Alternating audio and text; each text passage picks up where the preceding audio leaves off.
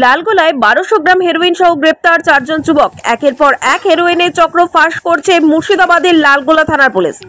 দিন কয়েক আগে হেরোইন সহ দুজনকে গ্রেপ্তার করেছিল লালগোলা থানার পুলিশ। এবার একসঙ্গে 4 হেরোইন কারবারিকে গ্রেপ্তার করলো police.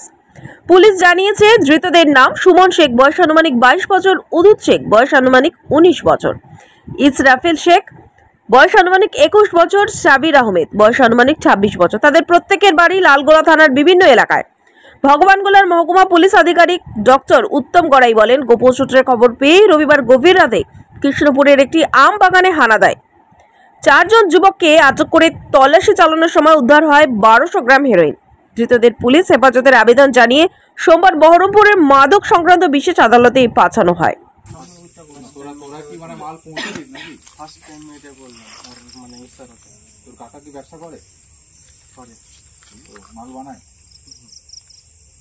Supply the first time এটা আমি ঠিক আছে তো টাকা কোথায় করেছিস নাকি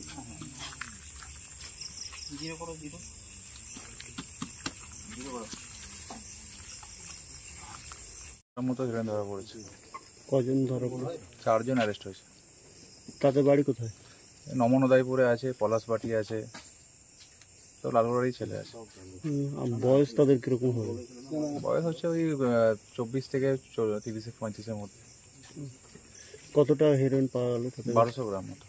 তাহলে কি আগামী দিনে লালগোলার হিরোইনের আত্মভার ভাঙছেন আপনারা? আমরা চেষ্টা করে আছি যাতে হিরোইন নামক যে মারণ যে ইয়ে আছে সেটাকে পুরোপুরি উপরে ফেলার।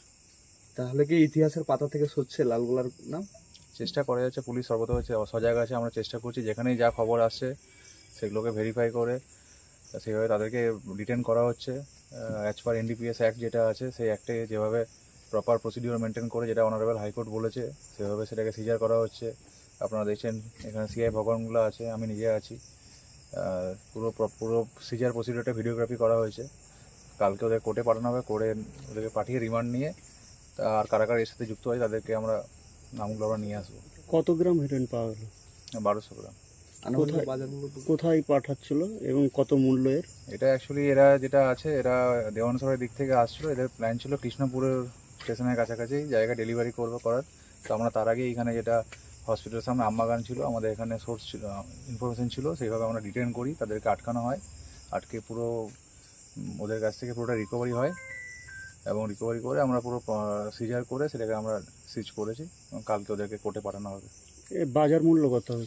আনুমানিক 10-12 লক্ষ টাকা হবে।